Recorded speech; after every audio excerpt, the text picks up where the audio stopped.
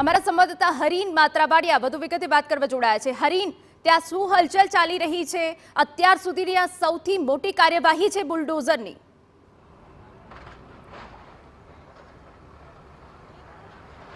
બિલકુલ, ચંડોળા તળાવની સૌથી મોટી કાર્યવાહી છે ને જે દશામાનું મંદિર છે એટલે કે તળાવની અંદરનો ભાગ છે ત્યાં અત્યારે ડિમોલેશનની કામગીરી ચાલી રહી છે। જ્યાં જોવો ત્યાં દરેક જગ્યા ઉપર આપને જેસીબી નજર પડશે। 20થી વધુ જેસીબી દ્વારા છે આ આખો વિસ્તાર છે તે ડિમોલેશન કરવામાં આવી રહ્યો છે। જે રીતે દ્રશ્યો જોવામાં આવી રહ્યા છે, પોલીસનો ચુસ્ત બંદોબસ્ત છે, ફાયરની ટીમ છે, પોલીસના ઉચ્ચ અધિકારીઓ છે, કોર્પોરેશનની ટીમ છે, કર્મચારીઓ તમામ અહીં હાજર છે। કેમ કે કોર્પોરેશનની વાત હોય કે પોલીસની વાત હોય, તમામ ઝોન, તમામ પોલીસ મથકના જે સ્ટાફ છે આજે તેને બંદોબસ્ત અહીં રાખવામાં આવ્યો છે। કોર્પોરેશનના તમામ ઝોન છે તેના કર્મચારીઓને અહીં બોલાવી લેવામાં આવે છે। તંત્રની તમામ સાધન સામગ્રીઓ પણ અહીં છે, ફાયરની તમામ ટીમો છે અને આપ દ્રશ્યોમાં જોઈ શકો છો કે જ્યાં નજર પડે ત્યાં ફક્ત ને ફક્ત ડિમોલેશનની કામગીરી જેસીબી દ્વારા કરવામાં આવી રહી છે। જે રીતના વાત કરવામાં આવે તો બીજી તરફના પણ દ્રશ્યો છે કે હું આપને બતાવવા માંગીશ કે આ સૌથી વધુનો એ વિસ્તાર છે કે જ્યાં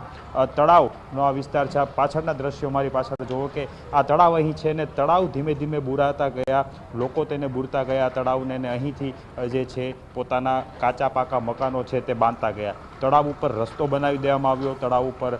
મકાનો બનાવી દેવામાં આવ્યા, કાચા મકાનો પણ બનાવવામાં આવ્યા છે, ફાર્મ હાઉસો પણ બનાવવામાં આવ્યા છે। સૌથી મોટો વિસ્તાર 1982થી સેટેલાઇટ ઇમેજીસ જે જોવામાં આવી હતી 2024 સુધીની, તો સૌથી મોટું જે ગેરકાયદેસર રીતે અહીં મકાનો બનાવવાની પ્રવૃત્તિ છે, કેટલો જે તળાવ છે તેને બૂરવામાં આવતું હતું, જે પીરાણાનો કચરો હોય છે આ પીરાણાનો કચરો અહીં લાવી અને તેને બૂરતા હોવાનું પણ સામે આવ્યું છે। જે રીતે ઘૂસણખોરી કરી અને બાંગ્લાદેશીઓ અહીં આવતા હોય છે તેને અહીંના જ સ્થાનિક લોકો છે વસવાટ કરવા માટે આશરો આપતા હોય છે, ત્યારબાદ ખોટા ડોક્યુમેન્ટના આધારે અહીંના આધાર કાર્ડ, પાન કાર્ડ સહિતના જે ડોક્યુમેન્ટ્સ છે તે બનાવવામાં આવતા હોય છે અને ત્યારબાદ તેઓ છે અહીંના નાગરિકો કહેવાતા હોય છે। પરંતુ હવે આ તમામ લોકો ઉપર જે દાદાનું બુલડોઝર ચાલ્યું છે, ખાસ કરીને વાત કરવામાં આવે તો દ્રશ્યોમાં જોઈ શકાય છે કે તમામ મકાનો, મોટી સંખ્યામાં જે મકાનો છે આ તમામ એવા મકાનો છે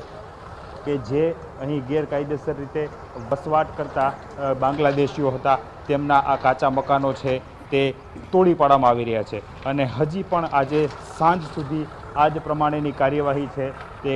ચાલશે અને સૌથી વધુ જેટલા પણ જે બાંગ્લાદેશીઓના ગેરકાયદેસર મકાનો હશે, એટલે કે એક તરફ કોર્પોરેશને પણ લિસ્ટ તૈયાર કર્યું છે, ગઈકાલે કોર્પોરેશન દ્વારા પણ સર્વે કરવામાં આવ્યો હતો અને જેટલા પણ કાચા મકાનો હતા તેનું પણ લિસ્ટ તૈયાર કરવામાં આવ્યું હતું। આખો એરિયો છે તેને કોર્પોરેશનની ટીમ અહીં પહોંચી હતી અને તેનું નિરીક્ષણ કર્યું હતું અને ત્યારબાદ છે આજે પોલીસ અને કોર્પોરેશનની ટીમો સાથે મળી અને હવે આ કામગીરી છે તે કરી રહી છે। જો કે કોઈ પણ પ્રકારનો અનિચ્છનીય બનાવ ન બને તેની પૂરતી તકેદારી છે તે રાખવામાં આવી રહી છે અને અહીં આ ડિમોલેશનની પ્રક્રિયા શરૂ કરી દેવામાં આવી છે। હું એક બીજી તરફના પણ દ્રશ્યો બતાવવા માંગીશ કે હજી પણ વધુ આ બીજી તરફના દ્રશ્યો છે કે જે તળાવ છે, તળાવની એકદમ અંદર કે જ્યાં હજી આ પ્રમાણેના ઝૂંપડા છે, આપ દ્રશ્યો જુઓ કે જે ડિમોલેશન થઈ ચૂક્યા છે તે પહેલાં કઈ પ્રમાણમાં અહીં જે ઝૂંપડાઓ છે, કાચા મકાનો છે તે બાંધી અને લોકો રહેતા હતા, ગેરકાયદેસર બાંગ્લાદેશીઓ રહેતા હતા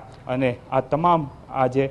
વિસ્તાર આપ જુઓ કે આખું તળાવ છે, કોર્પોરેશનનું આ તળાવ છે, ચંડોળા તળાવ છે, ધીમે ધીમે અહીંથી ગેરકાયદેસર રીતે ઝૂંપડાઓ બંધાતા જાય છે અને ધીમે ધીમે આ ચંડોળા તળાવ છે તે બુરાતું જાય છે અને અહીં લોકો વસવાટ કરતા જાય છે। ખૂબ જ મોટું આ તળાવ છે, કોર્પોરેશન હસ્તકનું આ તળાવ છે, તમામ પોલીસના ઉચ્ચ અધિકારીઓ પણ અહીં છે, ડિમોલેશનની કામગીરી ચાલી રહી છે અને કોઈ પણ અનિચ્છનીય બનાવ ન બને, કોઈ પણ જગ્યાઓ પર રૂકાવટ ન થાય તેની તમામ પ્રકારની મોનિટરિંગ છે તે કરવામાં આવી રહ્યું છે, ડ્રોનથી નજર રાખવામાં આવી રહી છે। પરંતુ ચંડોળા તળાવની અંદરનો આ વિસ્તાર કહેવાય છે અને આ જ વિસ્તારથી જે બાંધકામ કરવાનું શરૂ થાય છે અને અહીંથી જ હવે ડિમોલેશનની પણ શરૂઆત કરી દેવામાં આવી છે। જી બિલકુલ હરીન, વધુ વિગત અમે આપની પાસેથી લેતા રહીશું, પરંતુ આપને જણાવી દઈએ કે કોર્પોરેશન હસ્તકના તળાવની એ હાલત છે કે જ્યાં સૌથી વધારે મોટા પ્રમાણમાં ગેરકાયદે દબાણો કરવામાં આવ્યા। સવાલ સૌથી મોટો અહીંયા જ ઊભો થાય છે, પરંતુ તળાવની અંદર પણ ગેરકાયદેસર દબાણ કરવામાં આવ્યા, ફાર્મ હાઉસ ઊભા કરી દેવામાં આવ્યા,